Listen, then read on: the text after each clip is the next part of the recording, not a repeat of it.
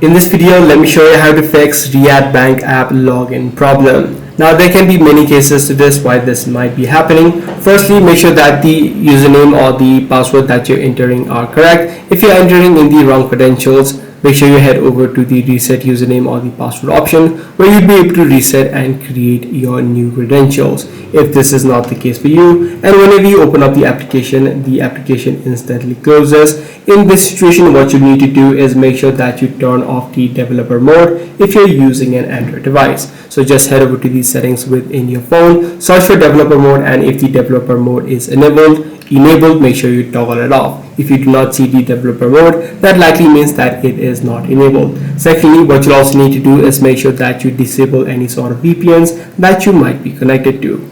Now, if these are not the situations for you, or if these steps are not working out for you, what you can also try out is try switching your network from your Wi-Fi to your cellular data, or vice versa. Now, even after trying all of these steps, you're still having issues with the application, then in this situation, what you could do is you just reinstall the application of Riyad Bank onto your device, and this should help to solve this issue. So that's pretty much all there is to it. If this video was helpful to you, be sure to subscribe. I'm going to see you in the next one.